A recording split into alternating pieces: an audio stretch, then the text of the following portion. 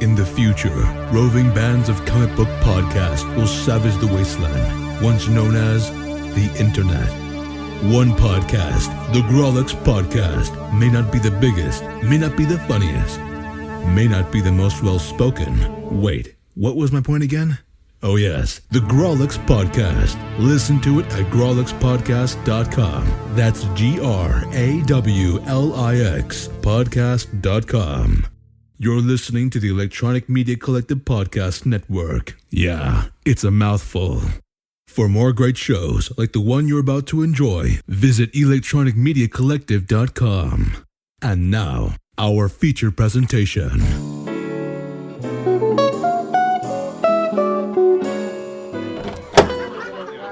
Hey, Jordan, your usual drink tonight? Yes, thank you. So, where's Eric and Ryan? They're on their way. I wanted to listen to your latest podcast, but where can I download the episodes again? You can download all of our episodes at movieguyspodcast.podbean.com. You can also find us on every social media platform. Every social media platform? That's awesome! Hey, it looks like your friends are here. Let me get the first round for you guys.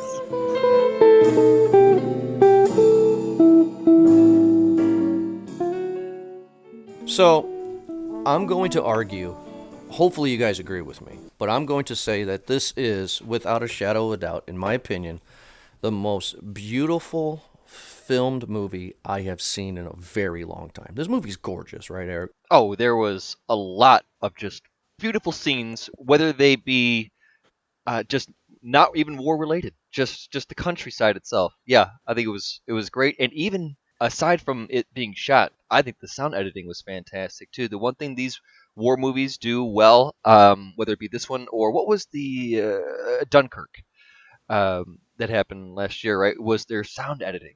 A lot of these parts are supposed to be so loud because it's the war.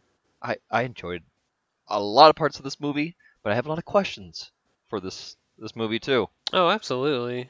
I think that, I mean, even just from the technical aspects alone, there's a lot of complicated stuff going from like inside to outside. But like especially the scene where he's escaping the Germans in that like bombed out little village, and how they have the planes flying overhead and the light is kind of like circling around him, but everything's blocked out in shadows because of the fragmented walls all around him. This is a really beautiful movie to look at. So I gotta confess something to you guys. This goes into the rabbit hole of my life. So everybody come down with me here, since we're in a bar right now talking anyway, right? Sure. This is my Monday night. I come home from work. It's a hard day, all right? Wife has dinner on the table. It's a true story. And I said, I'm going to have myself a glass of whiskey with dinner, right? So I pour myself a glass of whiskey straight up. And all of a sudden, problems, right? Just problems. Just the constant family knack problems, right? And then I look at my phone, and I look at the clock, and I'm like, 1917 starts in 20 minutes. I can make it. And I go, I'm going to the movie. See ya. So I go to the movie, half drunk. And I got sobered very, very quickly because I realized, oh, this is all one shot. This is pretty. And then it was amazing. It was an amazing experience to become sober. You were ready for this movie because I think this movie was giving you a bit more than just the story that it had to offer. It also was giving you a real good escape. Yeah. This movie was kind of like I was high. I was like, whoa. Because here's the thing. This movie's technically amazing. And I love it because the movie starts off just so beautiful, where you get the two guys sleeping, and the camera pans back, right? And it's a beautiful meadow with trees and flowers and stuff. And then as soon as the camera pulls back and keeps on pulling back while they're talking about nonsense, they get deeper and deeper into these trenches. I'm just like, holy crap! Like, this is beautiful. This is amazing. Like, how do you go from a meadow to no man's land? It's just astounding, right? Immersive, too. Did you guys notice the details, like the finer details that the British trenches were just grim. They were ugly, dirty. They were just spiritless almost, just beaten. But the Germans, when we got to see the abandoned trenches, like that was top notch. They kept those trenches clean, and that Right. was one thing that was very noted during World War One. Is that, well, the Germans were just more uniform. They were all on the same page and fighting for something, whereas you had the other side, the British and the Allies, just basically scared, kind of defending. They don't know what's coming. Now, I have a question for Ryan because to go off of that, Eric. Now, I heard that this movie was one shot. Clearly, it's not literally all in one take. There's cuts. There's no other way to tell this story besides shooting it that way, in my opinion. But Ryan, my question for you is, do you think that this movie was missing a Saving Private Ryan battle to show us how horrific World War One is? Or do you think them going into no man's land, that muddy field, was a good way of showing that? Is this movie missing that big D-Day battle scene? No, I mean, I think that it has. I mean, you can equate. It's not like over the top with all these bodies flying everywhere, but the scene where he has to escape the French village to get to the river. I think that's kind of your, because he's by himself, surrounded by the enemy, and he has to kind of fight and hide his way out of it. It's not like bloody or anything, but you witness him like he murders a guy, like he strangles him to Yeah, he death. chokes them. Then he has to run away while getting shot. So I mean, to like I think them crawling through no man's land and fall, like him sticking his wounded hand into the corpse, He's dead, getting blood right? all, and yeah, like he's probably got some infection going on. But like that, I mean, I think that sets it up wonderfully for the horrors that you're gonna that that the war that happens during the war. Now, see, one of the things that I always found fascinating when it comes to Hollywood war movies is that everybody always does World War II.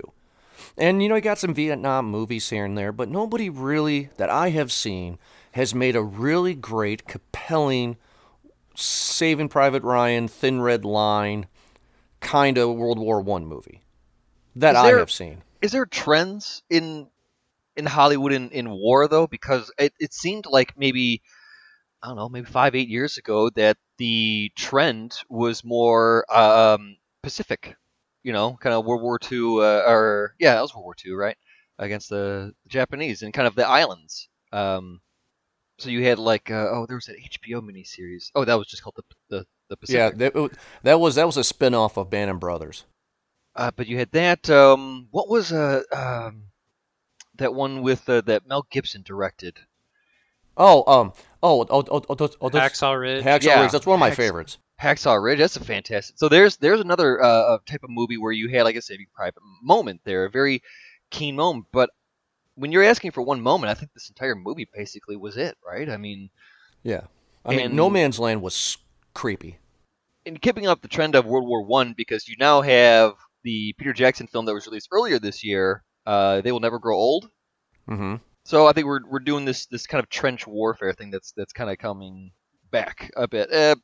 Maybe just to have a war movie. It seems that Hollywood seems to have the need of a quota for some sort of wartime film. Always something Well, like that for some Well, to reason. go on that stupid question, though, do you think it's because, and then we'll get back into the movie, do you think it's because of the very successful Battlefield 1 video game? That was considered one of the greatest first-person shooters received and sold-wise of all time. And that came out 2, 3 years ago. So That do would you probably think go with the trend that a helped? bit more, right? So Do you think that helped? I'm sure it helps a little bit. But I mean, Ryan, what would you say if there was whether it be a video game or something trend that's just kind of kicking off there? I still feel like Hollywood has to have, or maybe just America has to have this norm of there's a war that we're kind of observing a bit more. Ken Burns did the Vietnam documentary a few years ago too, so there's always seems to be an area for this. Well, I mean, our country has we, I don't want to say this like in a political way, but we kind of hero worship our troops, like the soldiers that fight for their country. We put up on a higher pedestal. So I mean, like this sort of thing is sort of like if like you compare this to Birdman, right? They're both presented as one long take. They're both, like different anxiety stuff, but life and death versus, presenting your art and whatnot. But like you're gonna get sucked into this one more just because you're gonna view those two characters on a higher pedestal than you do Michael Keaton and Birdman. You know, For like that's sure. why I think these like a lot of war movies are like awards bait and like they're more successful in general just because like American Sniper, like that movie is an okay movie. It's got a few really tense moments, but a lot of it is but like the vast majority of it I find kind of boring. But it did so well because regardless of how you feel about the main character, I can't even remember his name. Chris Kyle. Chris Kyle, I knew it was Chris something. But regardless how you feel about the guy personally, there is a heroic aspect to it that we fawn over. Oh yeah. Same with like a Hurt Locker.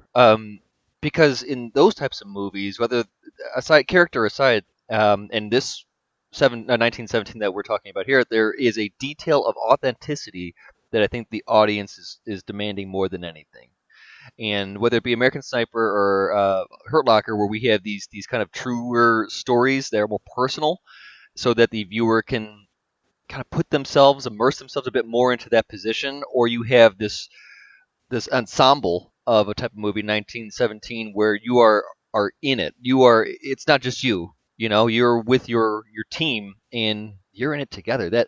That wide shot in the last part where Lance Corporal, the one that lived, I guess, uh, where he had to make the decision to get up and cut across no man's land during the first wave. That was a beautiful shot. That itself should win the award. That shot was, Right. I thought, fantastic. And it's unfortunate. I'm sorry, that's the wrong word to use. Not unfortunate. It's I would have liked to have seen more of that because that war is ridiculous, right? Just to run like Yeah, berserker style. It's that's crazy. one. I was reading about that. We'll go back to the thing I want to tell you about, guys, in a second. But to go on that, at the end of the battle, when he gets up and he runs across the field, I was reading that every time that he ran into a guy, that was all by accident. Authenticity. It was completely like what was it, 2 or 3 times that that he collided with another actor that was playing a soldier. That was all real. That was not planned. He was running and the soldiers just ran him down. The moment of the movie where I snapped out of my hazy whiskiness is when, I mean, his friend who's they're invested because the whole point of the movie is that they are runners. They're supposed to go within a day's journey, I believe it's what it's supposed to be, on another front to tell them to not attack the Germans because it's a trap. And also, another thing's at stake besides saving these 1,600 men, but it's one of the guys, his brother's a part of the 1,600 men.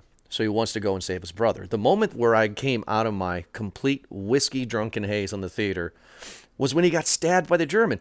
What a terrible way to go. I mean, they see a dogfight in the air. The British planes shoot down the German plane. It's on fire. It crashes by them. They take him out to save him. And then the one friend says, should we just end him? And they're like, no, we'll save him. And then we hear the kill off screen. Right? And Yeah. then and then he starts taking off all of his gear, and then the blood just starts pouring out of his stomach. And I'm like, I thought this was a buddy movie. What the fuck? Like, he dies. Yeah, that was a pretty good Completely twist shocked. when Tommen Baratheon dies there. Ryan, what do you think of the death? No, I thought it was great. I thought the way it's presented, especially because like at that point, once we start following the other guy, the one that makes it to the end, I can't remember their names. Just for Lance Corporal Schofield, Lance Corporal Blake is the one that died. So Lance Corporal Schofield. Blake is the one, yeah. So is it Schofield or Schofield? Schofield, you're right. Schofield. So when we start following Schofield to the water pump, like that's when that's like a signal essentially like that's now he's the main character. He's going to be on his own because like we're now experiencing everything through him because we get the kill. We only hear Blake scream no, what no or something like that. Yeah. as he's pumping the waters. I mean, I think like I honestly don't really have any negative things to say about this movie. I think this guys, this it's still that time of year. I think this might be my favorite movie of 2019. Really? No, it's great. I'm Okay. actually going to go with Ryan on that one. This is beautifully everything across the board. I would have killed to make a movie like this. But okay, so let's just call it out, I right? guess some people did, huh? Yeah, let's just call it out here. The reason why we don't follow Blake is because he's the buffoon fat friend. I mean, that's what it is. You got the tall, skinny guy who's the quiet one, and then you got the and then you got the chubby friend Is who's a that what buffoon who you always went there? fucks Is that up. what you really like? I went with I do. that character is showing that there's no room for empathy in war. Okay, I that's a think very good point. Okay. that's what Blake had, because this is a person who's driven because he's doing it for his brother. Um, But but yeah, but he's the one that's making jokes. yeah, he's trying to be lighthearted about this and trying to keep a composure. He sees this enemy in trouble, and again, that's where his human side takes over. But you're in a war, buddy. There's no more rules. There's no more moral What here. a You way for know? him to go to. I mean, one of the most painful deaths in a war movie was Saving Private Ryan for me. It was towards the end where I forget the character's name, but he's the Jewish character, and he's in a knife fight with the German, Ooh, yeah. and then like the German's getting ready to stab him, and he's like, no, no, no, no, no, please. He's like begging because he knows what's going to happen. The German slowly, penetrates him with the knife, and that always affected me as a kid, more so than the D-Day battle because that was very slow. This brought me back to that feeling in that moment because I don't know if you guys could tell, the makeup in this was just astonishing because he gets stabbed in the stomach. He takes off his gear. You see the blood pouring, and immediately his face turns Yeah, white. good observation. And I'm just like, oh man, he ain't good. I mean, he looked like a ghost, and I was like, oh shit, he's dead. That's how you knew, right? Like Yeah, that that's that how I knew. detail. Yeah, because I was Yeah. like, what's it going to be? Is it going to be the rest of the movie of him logging him around, not knowing what's going to happen? But to see his skin turn, I'm just like, oh, fuck. And We then had what a happens? You get that moment where his friend dies. He has 5 seconds to deal with it. And then, boom, here's the cavalry to save the day. They were just a few seconds late. Yeah. It's Oh, speaking of that Calvary coming in, there was a lot of cameos. Was that the guy who played, Casey Jones and No, Turtles? no. He No, looked like him. no, that's Mark Strong. He's usually the villain in movies. He's the villain from Kick-Ass, the villain from Oh, Shazam. okay. uh, She was in Shazam. Yeah. You can see where I get the He's Casey the Jones reference, right? Yes. yeah. Okay. Make sure I'm They not they both stupid.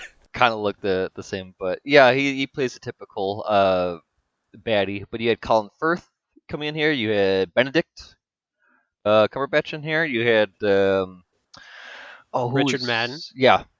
I Rob trying to Stark. yeah, I was trying to Yeah. remember his name. You even had some other. I looked up the cast, and it looks like Billy Postlethwaite. I can't pronounce that name too well, but son of Pete Postlethwaite. Help me out. Do you guys know that? Postlethwaite. Postlethwaite? Yeah, Postlethwaite Postlethwaite. Billy from Postlethwaite was in James this and the Giant movie. Peach. Was in this movie as well. So it's nice to see the family torches being passed along a generation.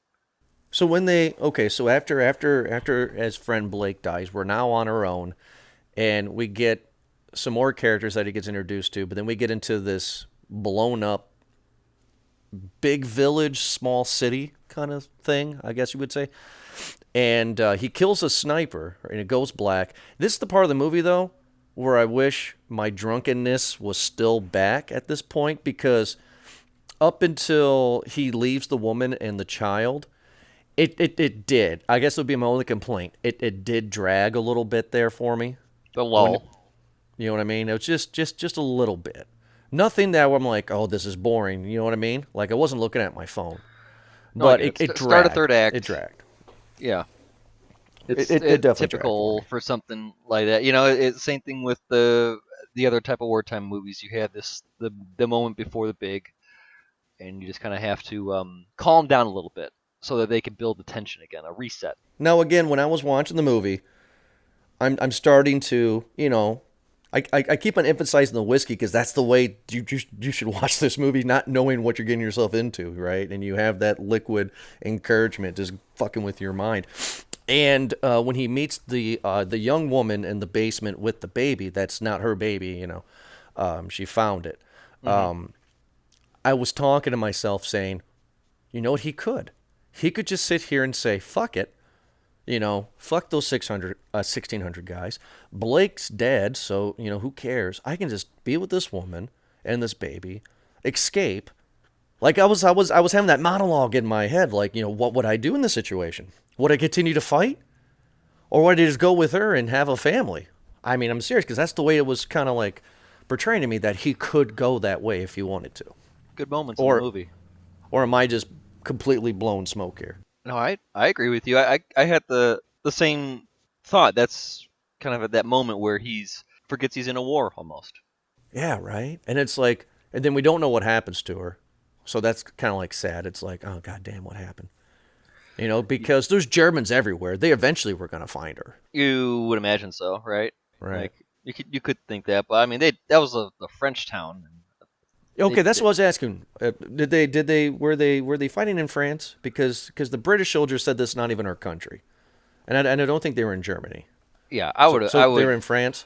I would. Yeah, that's France seems to be where it was. I forgot what city it was, but she was speaking French. Yeah, it's a French city. Okay. Hey Ryan, I don't know if you noticed any of these details, but one of the details that the soldiers in the Jeep after Blake died was saying, those bastards, they killed the cows, so we can't eat them. Like little details like that. You see all these dead cows everywhere. Yeah, in the background when they're in the like a Humvee, whatever, the caravan. Yeah. So Yeah. the reason I'm asking that question is this, and this both of you, I guess, but Ryan, I'll ask you first. Is this arguably some of the best filmmaking of all time? Because not a single stone is left unturned. Like every little detail is explained. Like, I'm blown away by that. I don't think Tarantino could make a movie like this. I'm being serious. I mean, Sam Mendes is a genius. No, I just thought it was funny. I'm not laughing at you. When you said great, like you're saying this is some of the greatest filmmaking of all time, and then your comparison point is Quentin Tarantino. Tarantino like the whole makes good history of movies. filmmakers. Hey, Tarantino makes good movies, but he would not go into the detail that Sam Mendes has in this movie. No, I think that's for a reason, right? Because this is all single take stuff. The gimmick of the movie is it's presented as one long take, one continuous shot, but there's always a central focus point. So there's not a whole lot that's really gonna like that. There's if you look at something like Saving Private Ryan and the storming of the beach, right? There's a lot of stuff going on. There's a lot of quick cuts. There's a lot of blood, bullets flying, and everything like that. You don't really have that a whole lot. You don't really have anything like that in this movie because you're supposed to be centrally focused on these two characters and eventually Schofield for like the second half of the movie. So yeah, like this is where you kind of have to pay attention to the details because the viewer's eye is going to wander at a certain point. Like you're keeping it on this character on the this that's why you have a lot of like circular shots where it kind of circles around the character. Is that the cut? What do you mean? Because there has to be multiple cuts, right? I mean, yeah. when the camera moves, is that the cuts? You think? Well, I mean, they probably digitally merge stuff together. Of course. Because that's what they did for Birdman. If you watch some of the making of for Birdman, like when they do their whip pans, things like that. That's where most of their cuts are. Dark whip shots pans in this movie. Dark shots is when they're going into the in the trenches, when they're going into the rooms, like those full dark shots. Right. You can cut right there. But like the viewer's eye is going to wander, and that's why there's a lot of because you can't have a whole lot of gaga going on. So yes, like the attention to detail is always important when you're making movies, but especially with something like this. Yeah.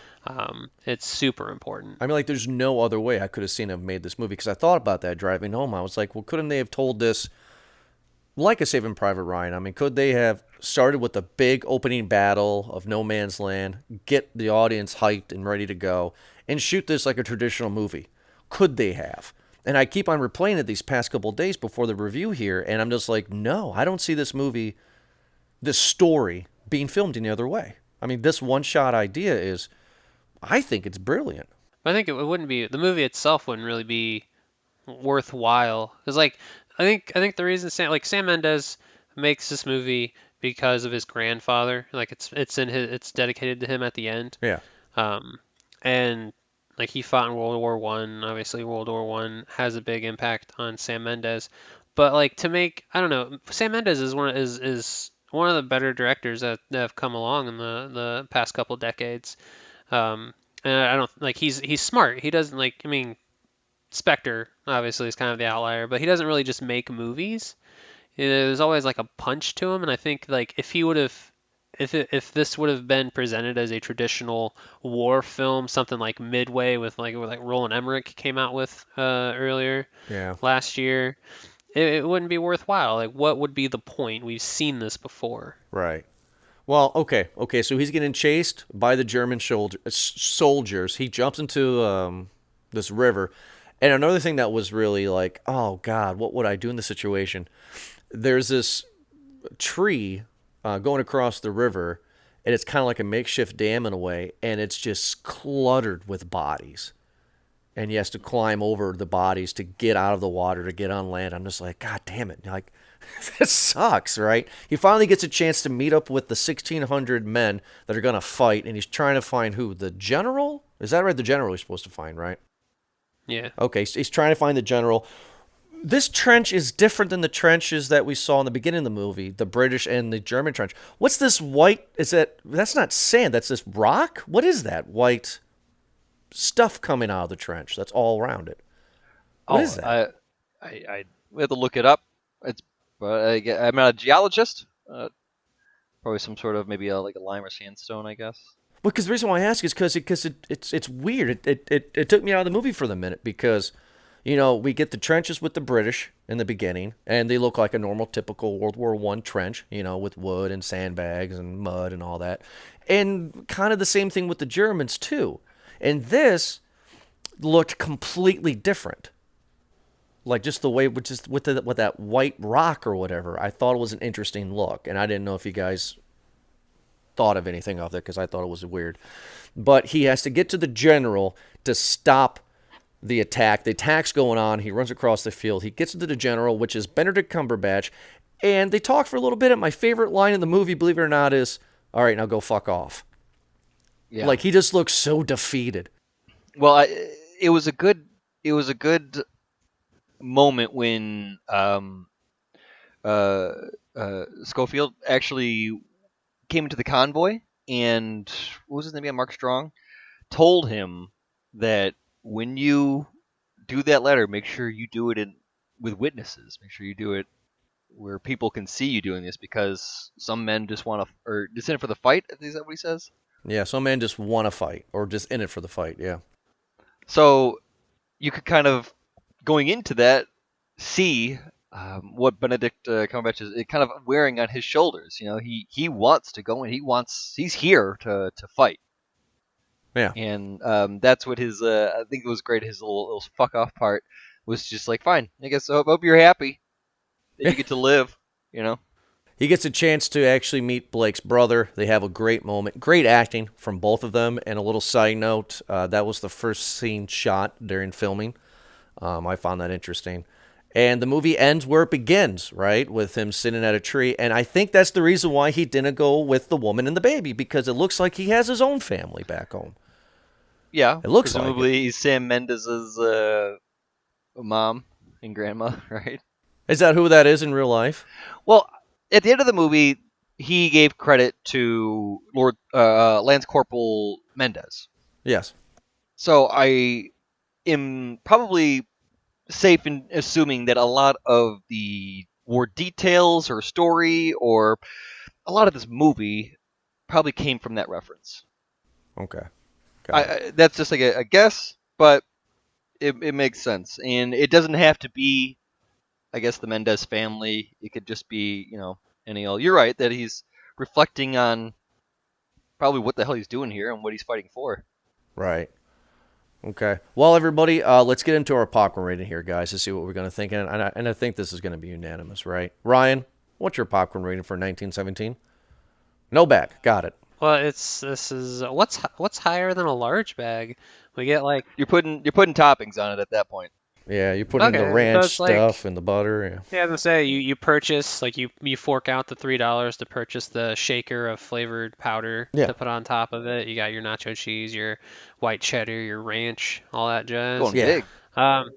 Yeah, no, this is like like I said earlier, I don't really have anything negative to say about it. It's beautifully shot, it's technically brilliant. The acting, the two leads, I picked up that it was Tommen. The other guy, Schofield, took me a while to figure out where I remember him from. He's from this movie called Captain Fantastic with Viggo Mortensen. I don't know if you guys ever seen that movie. He's pretty good in that. Viggo won an award for that movie, didn't he? He got nominated for an was Oscar nominated. for that movie. Yeah. It's kind of a weird movie, but it's pretty fun. But like those two guys are going to be big. I swear. Like after seeing this movie, if they're not in more things, I would be very surprised. Mm-hmm. I think this is when this won the Golden Globe for best drama, and I know Golden Globes they don't really fucking matter, but it's considered a big award here in America. And like I just assume like oh they gave it to it because it's a war movie blah blah blah all this stuff, but no, like this legit this I mean this might be for me. I think this one's probably going to win Best Picture. It should I definitely know, be Joker. Should be Joker. well yeah because it's way better than Joker. Yes, absolutely. I think I mean I know for a fact it's a lock that it's going to win cinematography. If it doesn't, I'm going to be super confused. And if and and I think Sam Mendes is going to win Best Director. I think that's what pretty well shoot in. But yeah, like this movie is brilliantly constructed, where it brings you in for like it's you got the beginning, and then you see the horror, then you get the tension, then there's a lull, then you get more tension, lull. Like it's a brilliant roller coaster, and yeah, I highly recommend anyone. They should go out. You should go to the theater and watch it. I Yeah. was gonna go watch it in IMAX, and I kind of regret not doing that. Yeah, IMAX would have been a good experience. Definitely. So, a large bag and extra for you, Eric. What's your popcorn rating for 1917? Oh, geez. Well, more of the same. I give it a large bag with some extra butter on there. Shit, I'll even go back for a refill. It's a good movie. I enjoyed just basically everything about it. I'm trying to think if there's anything that I didn't like, and I can't even pinpoint it. Everything just worked. The characters had a proper amount of screen time. Nothing was oversaturated. It moved quick. It paced really well. 2 hours went by in a flash, just because you're in it. You're not worrying about your time at all. This is great. If it's going to go up against the other nominees, I guess it's either going to be this one or Joker in our book, right? But you still have The Irishman, which I don't think I can't people... believe that's gotten so much hype. You still have, well, it's it alone. That movie might go as far as it has or will more because of just the name power, just because of the glory that's in it here too. I could see this easily winning Best Picture. I could also, for some reason, see for some reason Parasite throwing in an upset and Best Picture. I don't know why, but this will most certainly pick up a lot of the technical awards. I agree with you, Ryan, that cinematography, I think sound editing is going to be a big one on this one too. It's just when it comes to war movies, there's a lot of explosions, there's a lot of rifles, there's a lot of mechanics. I think that it's great. It's not like doing footsteps down the stairs like in Joker. That one's pretty easy to match the sound, I think, or at least easier than trying to blow up a barn. Right. Anyway, that's what it is. Large bag and everything with it. This was a good movie. But yeah, and I agree with you, Ryan. You have to see this in theaters. Like it's to everyone's interest to see it in theaters, or if you have a big old TV at home, I guess. Right. No, there's nothing I can say that you guys haven't already said. I mean, wow, this movie's great. Everything about it is great. I was completely blown away by it. And I suggest everybody go out and drink some whiskey before seeing this because it's a great experience to see this. So, I mean, I'm not going to repeat what you guys already said. We are totally across the board saying that this is an amazing film. So if you haven't seen it in theaters yet, go see it. A movie that we are completely going to bash is next week, and that's Bad Boys for Life. That's happening. What you Bad gonna Boys for do? Life. What you're going to do. Now, here's the funny thing, real quick, before we end the show. I had this conversation with you, Eric. I'm like, why don't they just do a Bad Boys 3, and the fourth one's supposed to be called Bad Boys for Life? They jumped the shark. If you're going to go crazy, come on. What's wrong with you? But no. This is the one last time. Right? They said that in 2003 with the second one. But hey. Let's do one more job. Here's Last the cool thing, job. There's no Michael Bay attached to this at all. So I'm Well, looking good, for then- something decent. I could take my I keep my lens flare glasses at home then. Right? Ryan, have you seen any of the Bad Boys movies? Oh yeah, no, I really love the first one. The second one's too long. Yeah. But I really like the first one. Are you excited to see Bad Boys for Life? Not really, but I mean, I will watch it. We have to. I mean, it's two guys. Will Smith's in very good shape, but like two guys in their mid 50s, going to be doing the same jokes. I'm assuming that they did in the mid 90s. Right. When they're going to be outdated. It's going to be a Michael Bay knockoff. It's probably going to have the feel of Pain and Gain. was just Yeah, about I'm to not say super that. excited, but I'm going to watch it. Well, fans, if you're not excited about that review, be excited for the last review of January because we'll be ending the month of January with the complete Season 1 review of The Mandalorian. That show's gotten a lot of hype. I can't wait to talk about that season with these guys. And that's going to be a longer show. Probably not as long as our Haunting of Hill House. But we're going to go into as much detail as we possibly can with that show because there's a lot of interesting things to talk about. So I'm excited for that show as well. But thank you so much, everybody, for listening to this most recent episode of Movie Guys Podcast. Check us out on the social media platforms across the board there. And don't forget to download us on iTunes, on Spotify, and iHeartRadio, and Stitcher, and everything else. Eric and Ryan, thank you so much for joining me. And we'll be back next week for Bad Boys for Life. Have a good night.